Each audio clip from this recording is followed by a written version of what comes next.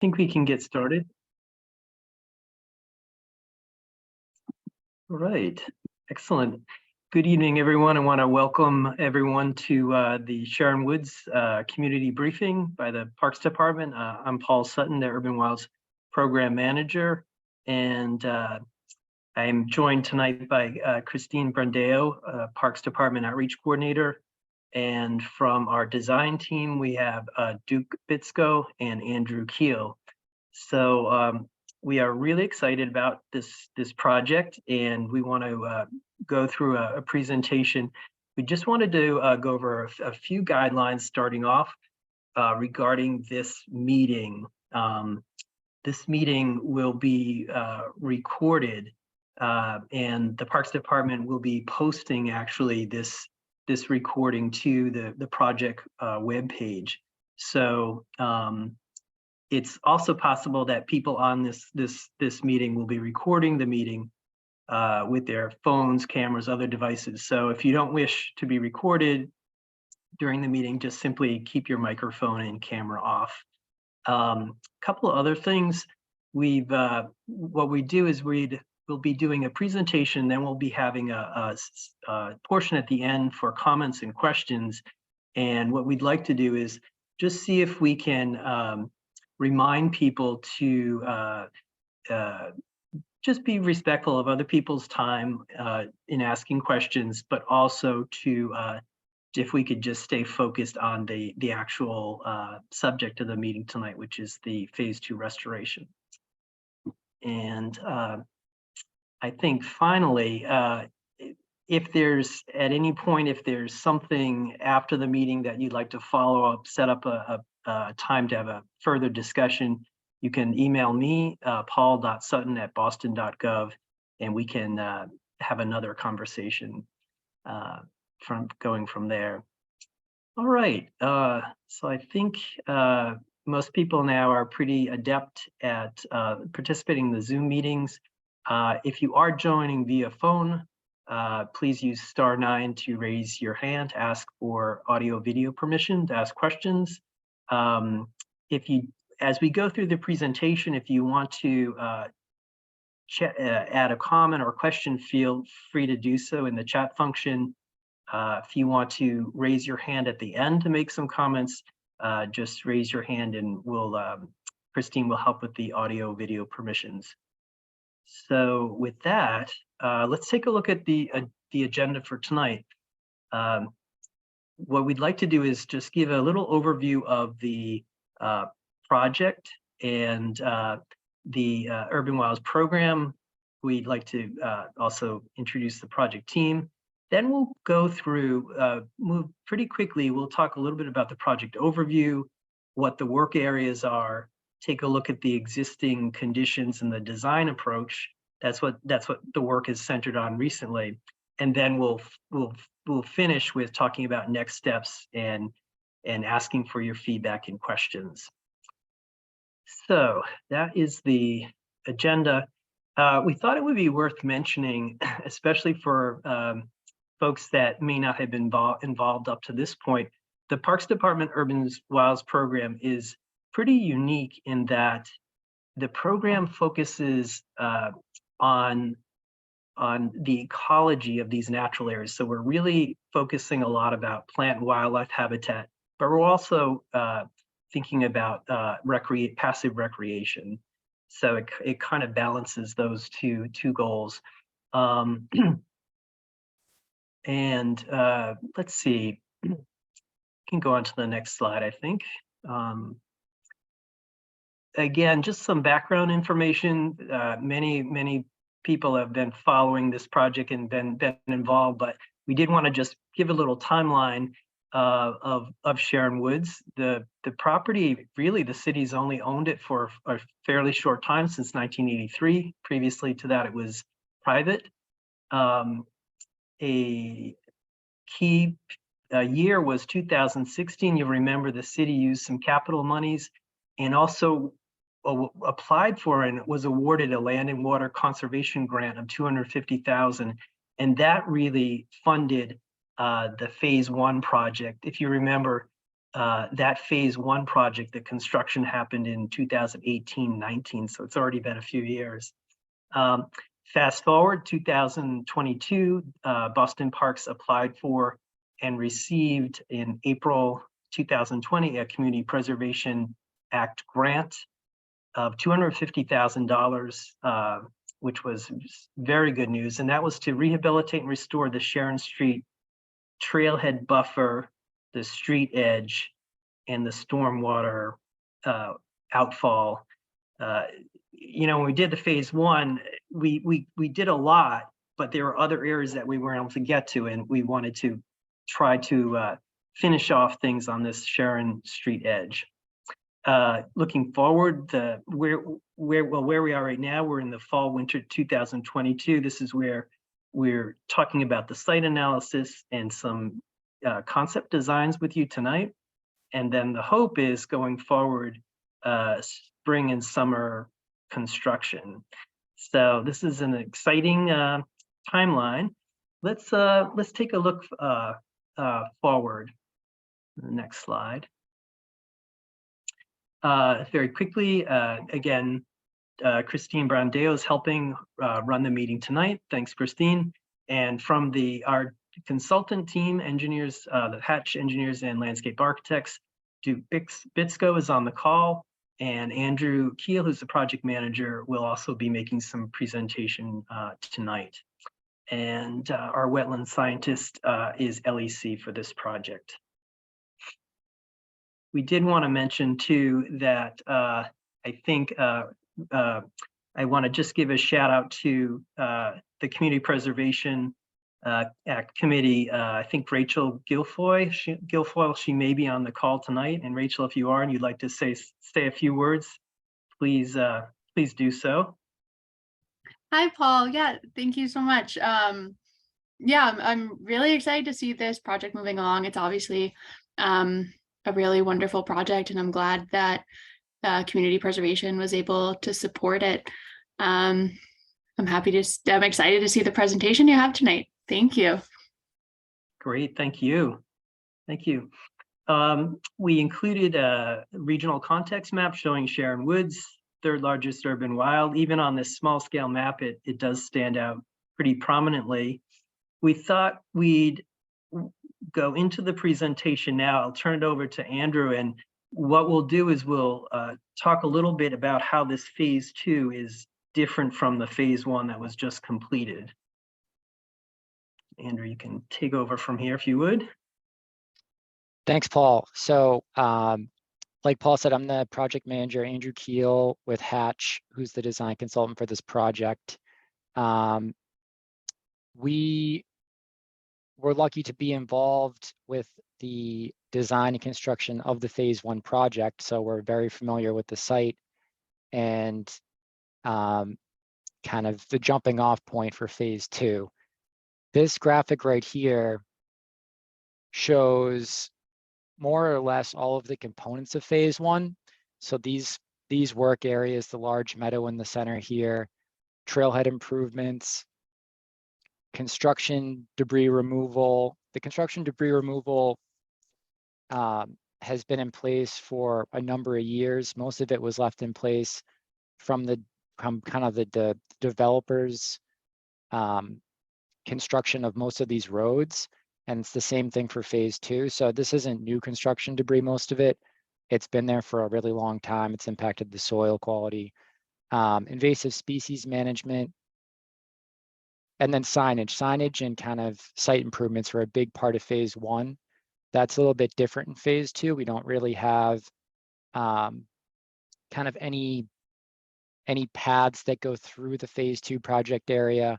It's based on kind of more restoration, ecological kind of improvements, and kind of protecting some of these resource areas that do exist, but buffering them and kind of creating sight lines into them so that you know, their value can kind of be a little bit more noticed than it is now, because right now it's just overgrown with invasives and construction debris. So really quickly, The DCR property line kind of borders the north here. This red rectangle kind of indicates the general location of phase 2. You know, there's a trail system that basically kind of connects all of these. It goes above phase 2 and kind of this wetland area. And then Sherrin Street directly borders kind of the west side of the project area.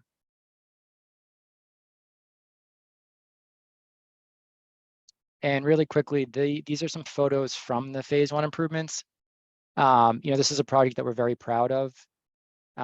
It was kind of very well conceived, and it wasn't necessarily an easy project to construct, and things changed during construction, but we're really happy with how everything turned out. The large photo in the top left is the meadow area at the center. There are a bunch of trailhead improvements, which we just kind of pointed out. Two of those are shown on the right here. A really nice custom sign was generated for this project and placed at the different trailheads to kind of tie in kind of that Boston Parks feel to the urban wild. And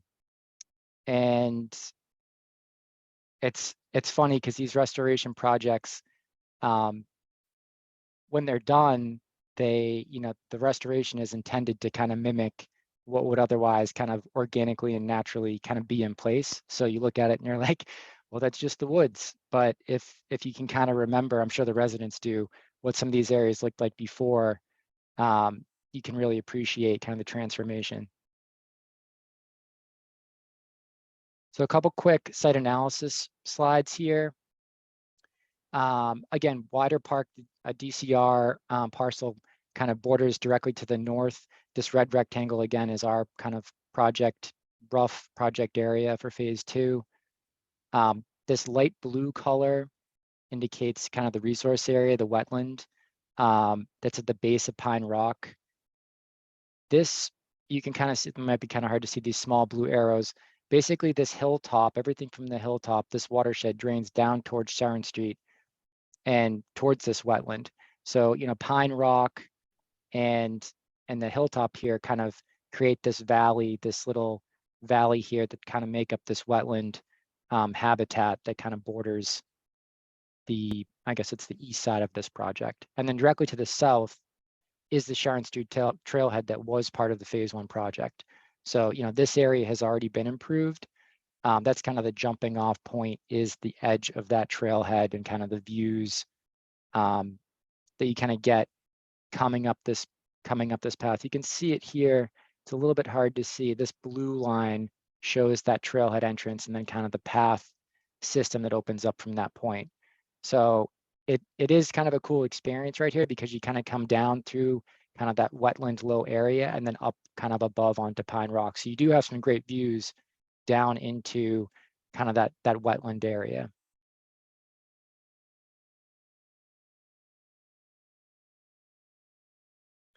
So just to kind of summarize, I guess, some of the opportunities in general that exist, they're very similar to the phase 1 project. Again, heavily impacted soils from construction debris over the years and yard waste that's been left. So kind of improving that soil strata, stabilizing soils that don't have any kind of plant material to kind of hold them in place, that are experiencing erosion.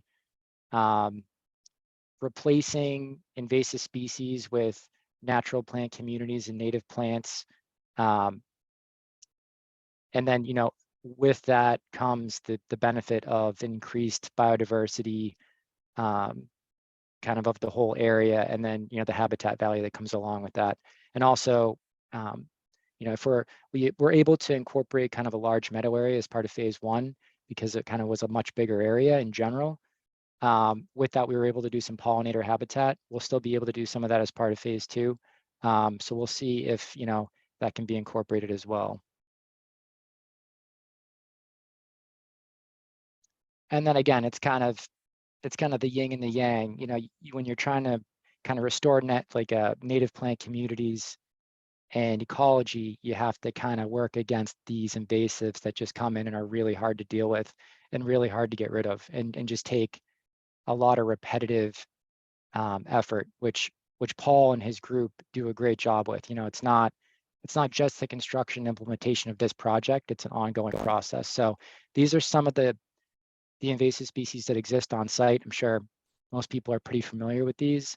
And you're going to start to see that garlic mustard and these white dots pop up in the spring here, and it's kind of pretty, but it's an easy plant to pick off. You know, it's the first one to kind of come up, and it's you can really see how prevalent it is on the site. So the way that Paul kind of wanted to divide this project up was to kind of create 3 distinct zones or kind of areas and kind of tackle it that way. So we've identified kind of a buffer area for the Sherrin Street trailhead, an area that's along the road, the street edge of the Sherrin Street, which is a private way, and then the area kind of to the, I guess it's the north here, is a wetland restoration area, which is a bit unique in that it's actually an isolated kind of stormwater basin that serves 3 catch basins along Sherrin Street. So it's, you know, it's a stormwater basin in its function. And the red line here indicates the wetland delineation boundary. And it looks like it's actually kind of connected, and it comes up here and kind of does this big hook, but these are actually independent areas. So this area here is kind of isolated. This is that stormwater piece that was kind of designed and constructed in that, with that intent, that's not actually connected to kind of this little dog leg in this broader wetland system below.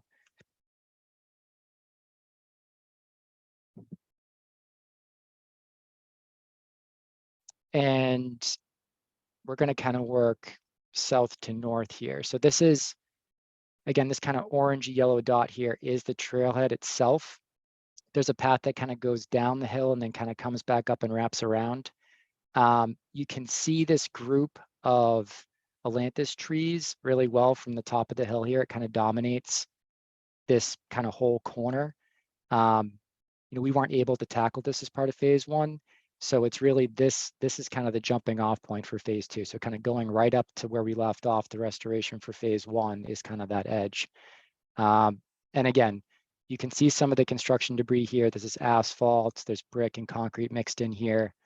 It's a little difficult to see from this photo, but some of it is really embedded in that soil, and it kind of makes up quite a bit of that, like all overall volume, I guess, because this material was kind of pushed out to create that road, to create Sherrin Street itself.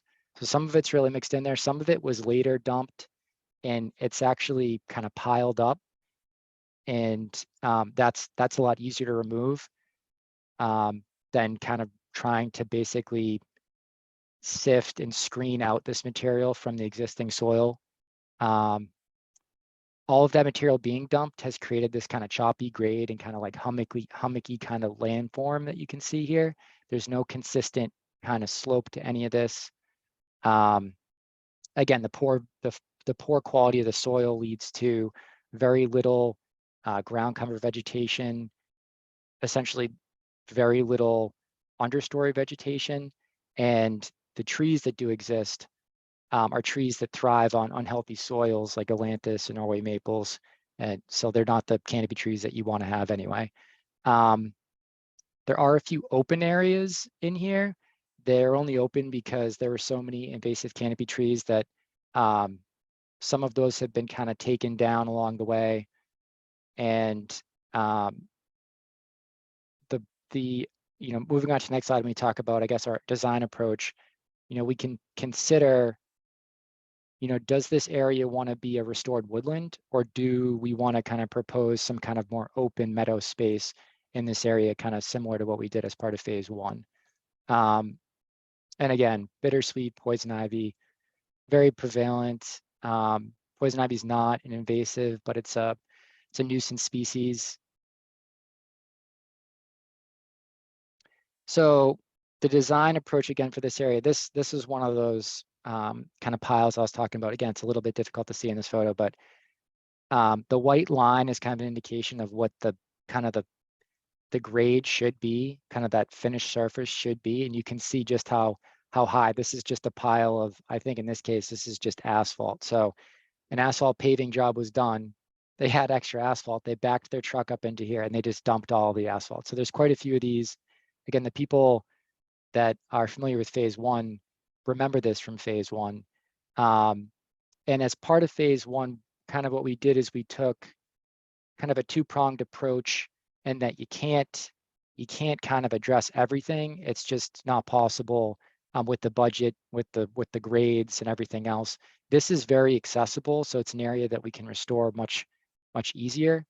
But where you tackle surface piles and surface debris as opposed to where you tackle, large deposits, kind of dictates itself and access. So again, in this area, it's very accessible, and I think we can really kind of dig down and restore a lot more of that soil volume. Because we're planting trees and shrubs, it would be great to replace more of it. So the goal here is to kind of remove approximately 18 inches on top of those piles that are there, but kind of go down into that poor soil about 18 inches, remove that, regrade kind of the subgrade, place new planting soil, and kind of let that new native plant community really thrive. So again, smooth transition between this kind of wetland resource area and the road. So this area again is in nature kind of a buffer, but really kind of upgrade the soil in order to upgrade the plant material. The pathway system, again, it doesn't kind of cut down through this area, but it goes around this area. So you'd otherwise be able to see into this wetland system, which you can. There are filtered views even now that are really pretty, but with the removal of these invasive trees and kind of, I think, the strategic placement of some of this new canopy material, it will really improve kind of the user experience of this trail system. And there is a bench that actually sits up on one of the paths that's kind of like kind of in this general area. And I think Paul mentioned trying to replace that bench as part of this project as well, just because it's a nice spot to kind of sit and just kind of look back down through this kind of, wetland depression area. But, right now it really just kind of has this not so attractive backdrop on the other side of invasives. And then again, whether it's a woodland restoration, whether it's a meadow restoration, we're going to kind of explore that a little bit more. It'll be interesting to see, get some feedback, and see kind of how people feel about that. They're a little bit different in that a meadow requires maintenance essentially to keep those invasives back out, whereas if it were a woodland, you're kind of planting it to kind of protect against those invasives. Area street edge. So this is really a 10-foot wide band, plus or minus. That's kind of the width that we've assigned to it. From the edge of the asphalt on Sherrin Street to the property line that is the City of Boston Parks is about 6.5 feet-ish. And again, we're kind of trying to tackle a 10-foot span, with the idea being we want to kind of address this shoulder and some of the problems that exist on it, and then still have a little bit of area on the parks land to kind of, again, kind of create a filtered buffer along this stretch. So again, a lot of the same issues plague the edge here. We have a silt fence that's been in place, I think, since the construction of the road project. That's kind of covered and grown over. That needs to be removed. There's a good amount of yard waste that's been dumped again, trash, construction debris, concrete, asphalt.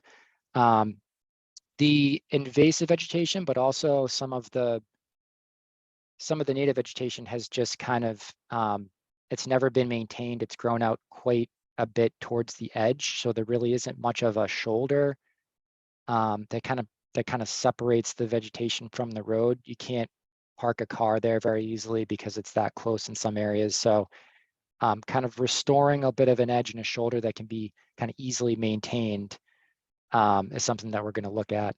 And then again, like you get this undulating landform along this section because so much debris was dumped over the years. So kind of smoothing that out and kind of creating more of a consistent grade. And again, same nuisance species. Poison ivy is really bad along this edge. And the design approach, some of the things I just mentioned, there's a group of Ailanthus trees and Norway maples that are kind of on the northern edge. So removing those, maybe pruning has some other hazard tree limbs that exist along this edge. You can see just how far it's grown out here in this image. The white line kind of indicates more or less, I guess, what 10 feet would be. It's probably a little bit further back than this, but you can see that there's no real shoulder to this road.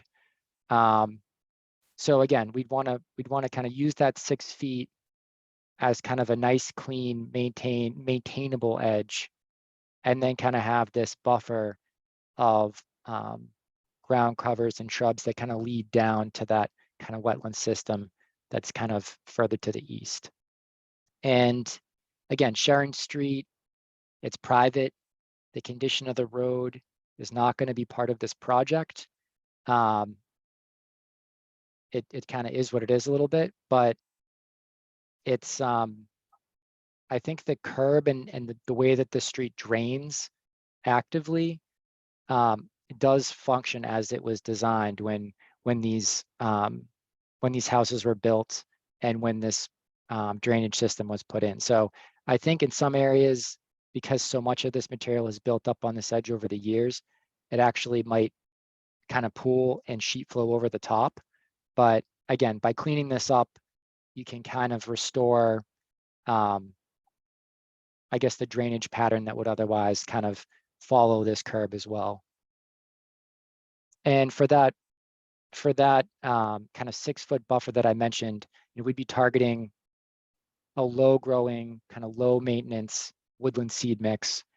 Something like that would be mowed maybe like once a year. It could go a year without being mowed at all. But again, something that's very kind of manageable. And we looked at a couple alternatives for these different kind of work areas. One of them here was some of these sections along the road are a little bit steeper. So we're exploring putting in a guardrail to kind of add an element and a level of safety if we think that it's required and it can't be achieved by kind of maybe grading a little bit. And then maybe exploring some ground covers in certain areas where you kind of more or less around kind of where the wetland is.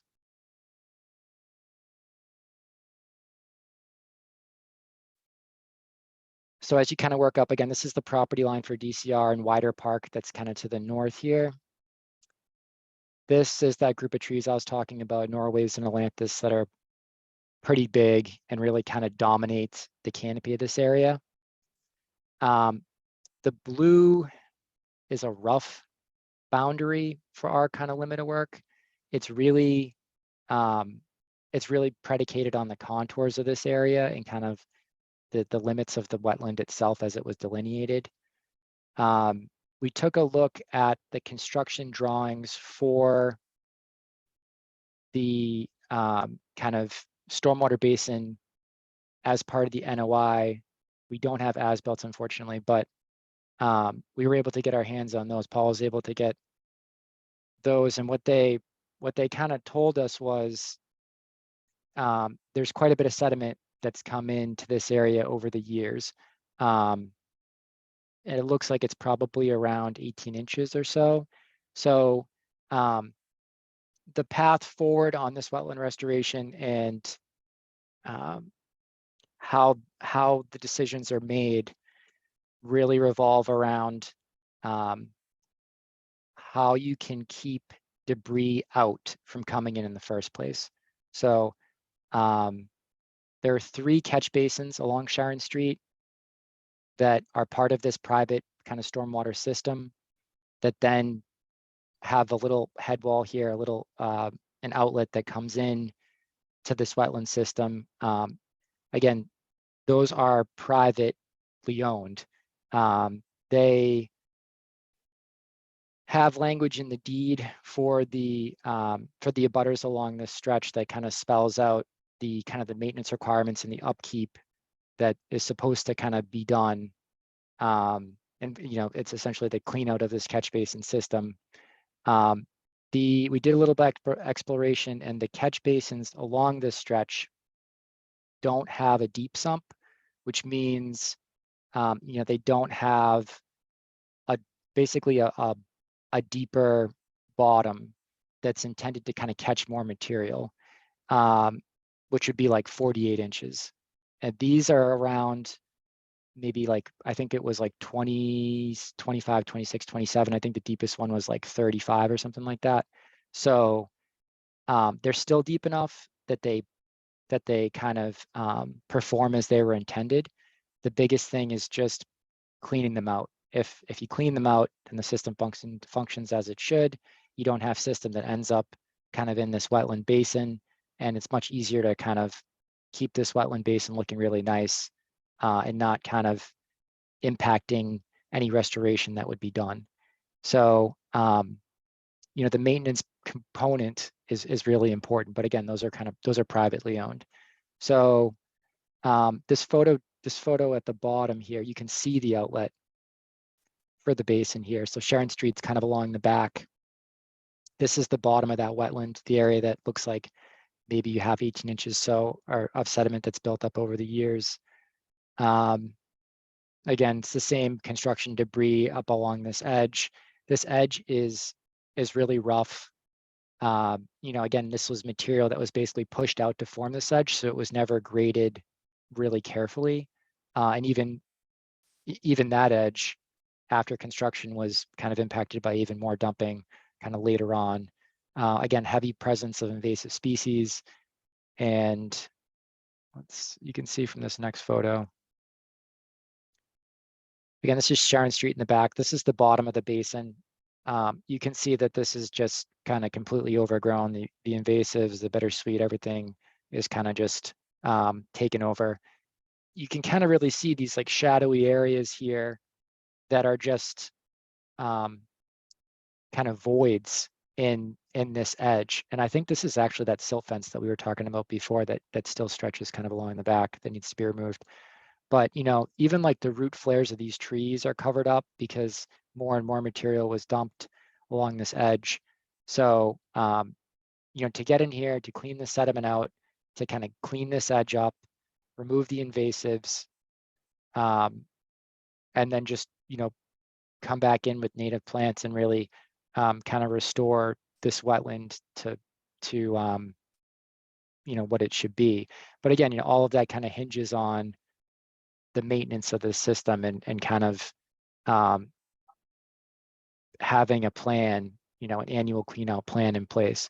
So I know Paul and his team have been kind of working with Boston Water and Sewer to figure out if there's anything they can do to kind of assist in this. I think no matter what, this project is going to clean out some of that sediment in the bottom and certainly restore this wetland. It's just a matter of, do we need to put in a new structure that manages that water quality and can be cleaned out independently of the other 3 catch basins? Can we keep those in place and make sure that they're being maintained in a way that we don't need that additional structure? So those are things that we're working through. But a lot of the same things on this list: invasive removal, smoothing out these grades, like I said, and then kind of restoring that native plant community that just really doesn't exist right now. And the alternative for this location was maybe adding, in addition to, I guess, kind of that guardrail or that edge along some of these steeper sections, maybe putting in some kind of wetland signage component. Right now, when you drive by or you walk by this edge, it's so dense and it's so overgrown with the invasives that you can't even really see in here. So you almost don't even know that this is a wetland in here. So it would be nice to kind of open up some views into here too, and kind of make that a little bit more aesthetic, and that the shoulder's clean, but also you can kind of see down into this wetland area a little bit easier. So just kind of some planting, restoration approach overview stuff here. I guess our planting approach is a little bit different than a lot of some other consulting firms. I'll say I'm a landscape architect. Duke is a landscape architect as part of the Hatch team. We strongly believe in kind of a native plant community based approach, and there are quite a few benefits. These are plants that thrive kind of in our kind of local ecosystem, and because of that, they typically don't need a lot of irrigation. They don't need a lot of extra care. They provide a lot more benefit to insects, and then in that the rest of kind of the wildlife system that they serve. So just some kind of definitions here if people are interested in what they mean and kind of how it's spelled out. But it's essentially using the plants that would otherwise be here organically and planting them in groupings in communities in which they would otherwise exist. And by doing that, you kind of get the most bang for your buck. You get the best ecological improvement, and the plants want to be here, so they're happy and they thrive. And the two plant communities that exist here that we're working with are oak, hickory, white pine, upland, which is kind of that first green area we looked at. And then as you kind of transition down into that wetland, the forested wetland community.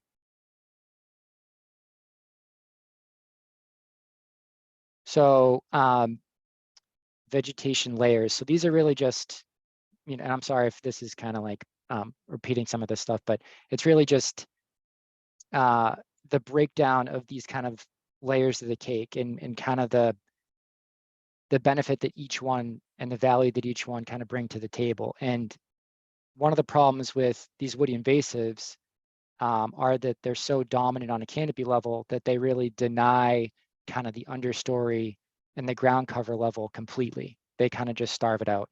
So, the food and the cover that's provided, the insects and the birds that kind of like live in this area and really kind of use it as a food source, the ability to kind of filter the stormwater and reduce erosion is kind of impacted on this kind of lowest herbaceous layer when you have a dominant invasive canopy like what we have out there along that edge. The shrub and understory layer, again, a lot of habitat value. When it doesn't exist, it's very noticeable. It just, you drive by these areas and you can just see right in, unless, you have the bittersweet and everything else that are kind of blocking out views. Again, this layer is really important to erosion control as well. And then the canopy layer, and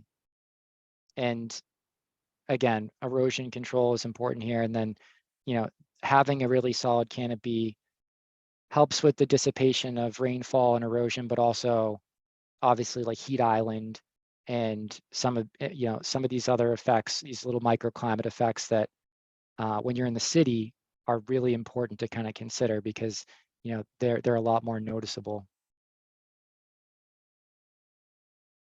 So invasive trees, they're the kind of the bittersweet kind of understory-ish layer of invasives is so prevalent that we didn't even need to kind of put it on here. We really focused more on the trees. This is to kind of provide an understanding of the number of trees that we'd be looking to remove. So it's not anything that's kind of mowing down the woodland or anything like that. It's a handful of trees. And the idea here is, we would be going back and supplementing what we remove with, again, native canopy trees that are going to provide many more benefits than the trees that we're removing. You know, Atlantis in Norway here along the road to the north. To the south, you have this group of black locust trees that, again, are kind of really dominant as you kind of come up this entrance, and you can see them from pretty far just because this area kind of sits up a bit. It's worth mentioning too, some of the problems. Again, I already mentioned some of these, but the Atlantis in particular, the spotted lanternfly is becoming more and more of a problem. It's a host species for the lanternfly. Unfortunately, lanternfly doesn't kill it or harm it. It kind of just uses it as a jumping off point to go and harm all of these other native species. Again, dense shade from black locust Norway maples. You know, you see the Norways come out really early in the spring, and they have their leaves on until really late in the fall. And it's really hard for other plants to get sunlight.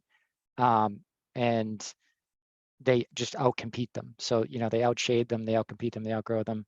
And again, all these trees thrive in bad soils, and that's one of the reasons why they kind of dominate this area.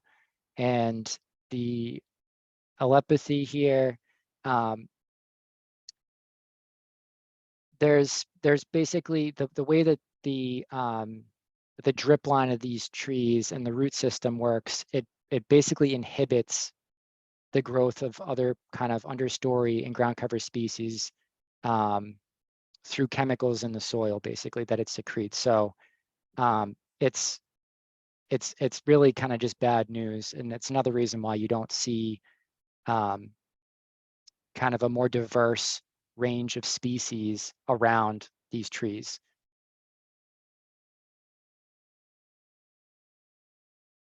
So just jumping off, I'm going to take you through just a few slides here that just kind of show some images and talk about species that we would go back and plant as part of the restoration strategy. So obviously you get the keystone species here, the oaks, just amazing kind of habitat value, tons of insects that then feed tons of birds and tons of mammals, white pines, hickories, black birch, sassafras. A lot of these, again, are you might recognize these from phase one. It's against the same communities. The shrub layer here, spice bush, silky dogwood, winterberry. So again, these are all plants that thrive. You know, you want to even you know, these we're still picking the location really based on the plant being as happy as it can be and thriving. So, you know, if it's shady and it's low, it's going to be different than if it's, you know, upland and it's high. So sticking to that community-based kind of approach, even in a microclimate kind of situation where we have kind of that upland and then kind of that wetland kind of low area.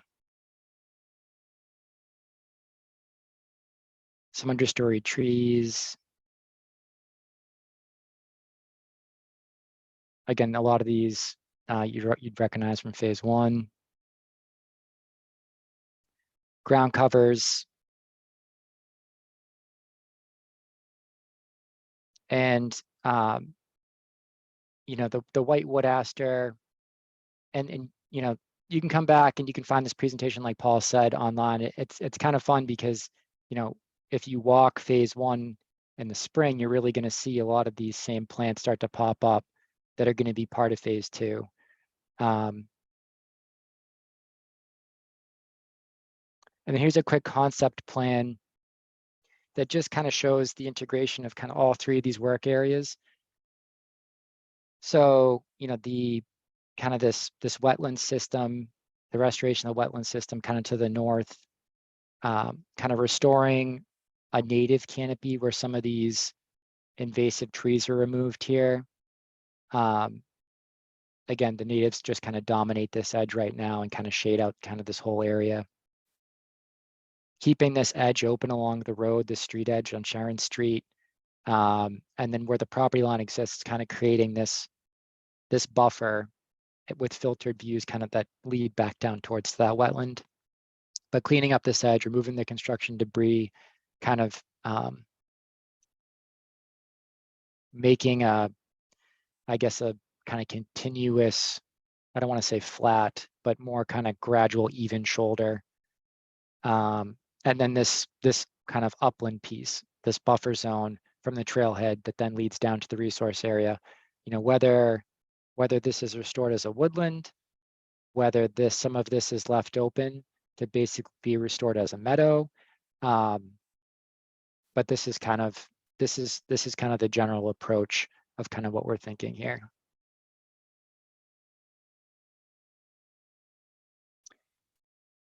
So Paul kind of briefly mentioned the schedule at the very beginning. Right now, we're still in this design development stage. We're working towards a 75% permitting submission.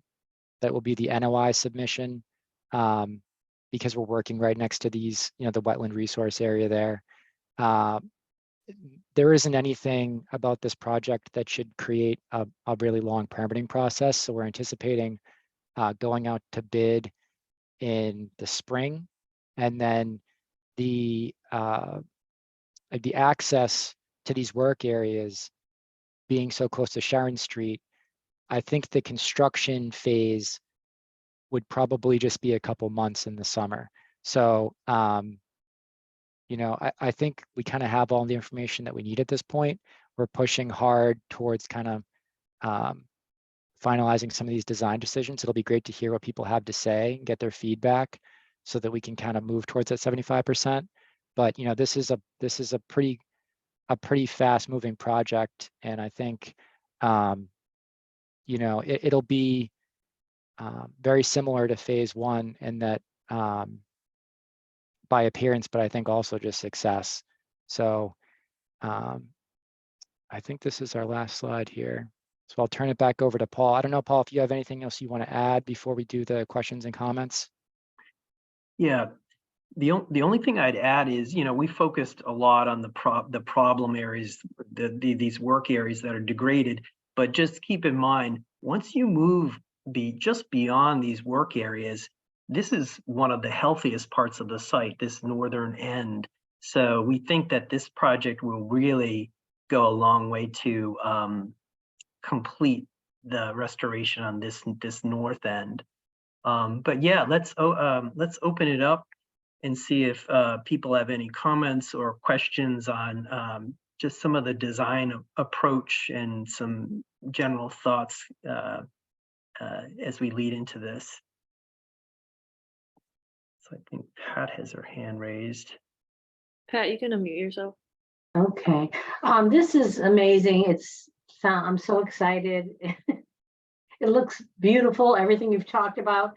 I would just pitch for that area where you said could be a meadow or more trees. I think, I don't know, you know, I think the more trees, the better because we already have the giant meadow. And I think the whole point of Sherrin Woods, one of the major issues of Sherrin Woods is to, you know, suck up that carbon, sequester that carbon. So that would be my vote for replacing the invasive trees with the native trees that, as you said, have so many positive effects. But other than that, it sounds phenomenal. Thank you. It's exciting. Great, thanks, Pat.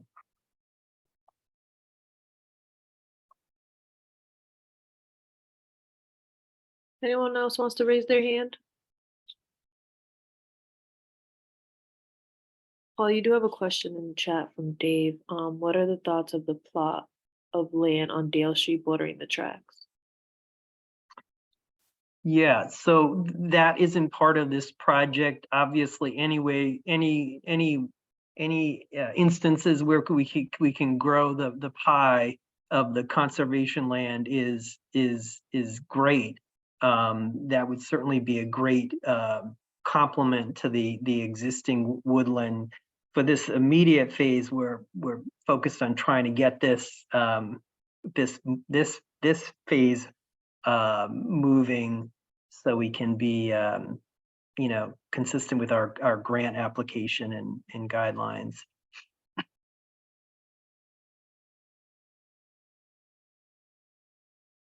see, we got a couple more.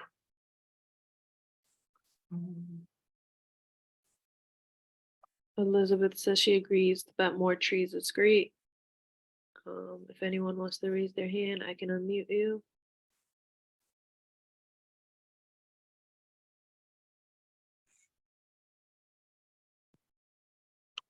Just wondering if we have anyone tuning in that's a resident on Sherrin Street.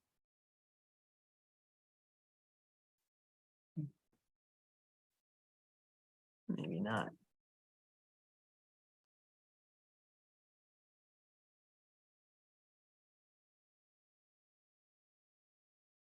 No one else has their hands up, Paul. Okay. Any other thoughts or observations or recommendations or questions?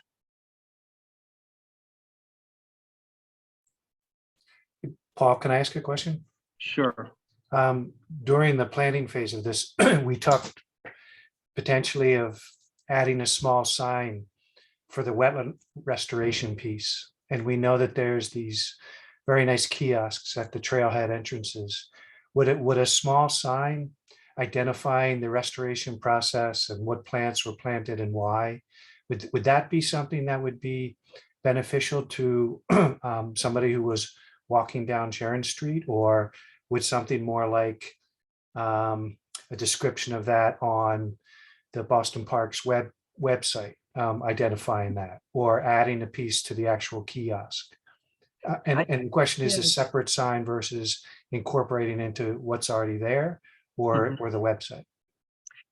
I mean, I feel like, I think about 5 years from now, right? 5 years, 7 years, people living here or walking by here. And, the thought is, if we're able to maintain this really well, which we're gonna do the best we absolutely can, is that there should be note that there was a lot of effort and time and funding that went into restore this area, and that it's a specific, this area has a specific stormwater function. And maybe if it could be mounted on the guardrail, you wouldn't have, proliferation of signs. It would be small, discreet. But I kind of think if it's on a guardrail, you'd be able to, you'd notice it, right?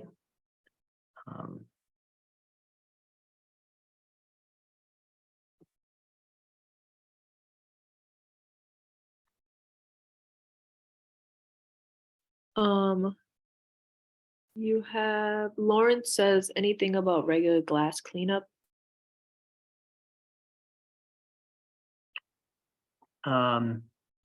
Yes, so we're trying to think about spring cleanups and we will post them on our website, and we'll probably post some flyers at the trailheads. But we're looking to, I think there's parts of the trail where there's, from many years ago, glass that was, discarded or broken. And every summer, the green team does a great job in collecting that, but a lot of it with the weather, it just more comes up the following year. But I think anyone interested, just let me know and we can organize a cleanup, but we'll certainly program that in the summer work with the green team. Thank you. And then Elizabeth asks, is the fence around the meadow there for a long term? For the long term, is it meant to be permanent? So the fence, that's a really good question. So the fence is not meant to be permanent.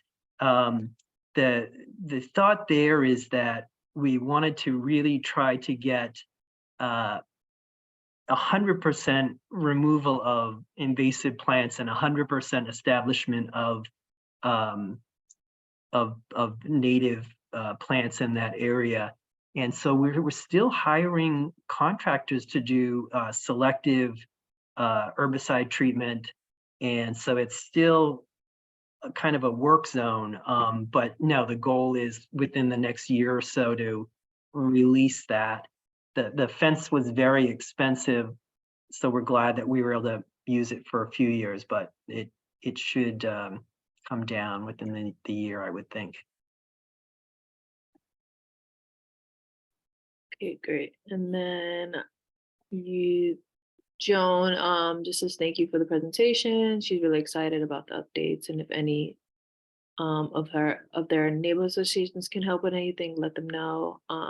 And they appreciate everything you do to keep up the Sherrin Woods, keep Sherrin Woods beautiful, useful for our residents and ecological sound. And That's then, great. Thanks, Joan. Pat has her hand up.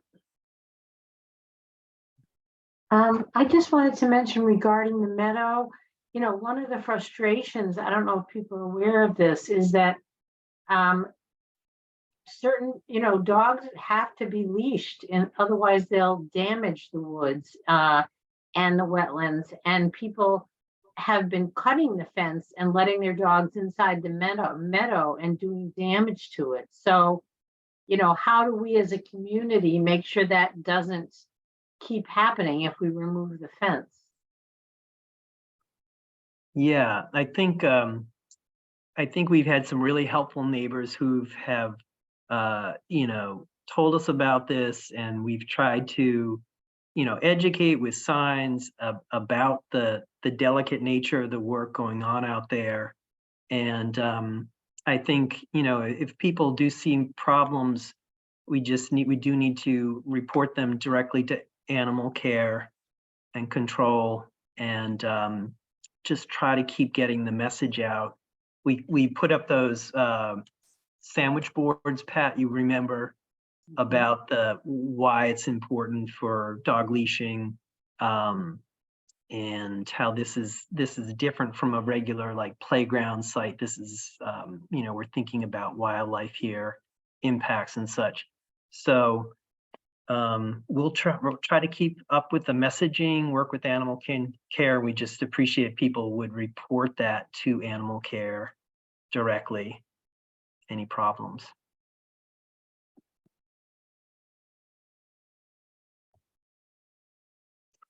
I don't see any other questions or hands raised at this time.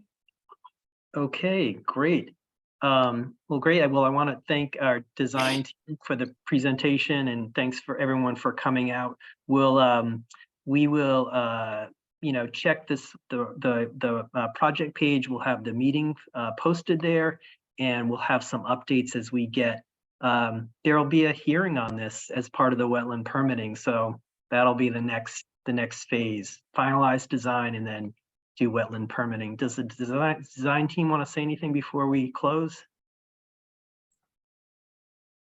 Paul, I just want to say that notice of intent that will be submitted is also part of the public process, right? So that's another opportunity to raise concerns or questions. That's an open forum through the Conservation Commission. And the piece about the meadow is difficult because once the fence goes down, one of the questions that we've always been asked is, you know, how often do you cut the meadow, and do you cut it at all? And the reason that we would probably cut this on an annual basis would be to remove the woody invasive species that are going to grow up there and shade out the meadow. And that's typically done in the spring. And the value of that is that the seeds can actually drop down over the winter. The grasses that stay erect can, you know, provide habitat and foraging for birds and other species. So, you know, keeping the meadow at a certain height sometimes will disinhibit dogs from wanting to go in the meadow. If it's cut and it's low, that's a different story, right? Mm-hmm. That's a good point. And to pick up on the wetland permitting, remember there will be a notice for the abutters in that area. So all the abutters will get hearing notices directly mailed to them. But we'll also post news about that wetland permitting hearing in the next month or two. Great. I think that's it. Great. Well, thanks everyone for attending, and thanks Christine for helping us with the presentation. No problem. If the design team wants to stay on, please do. Thank you. Thank you so much.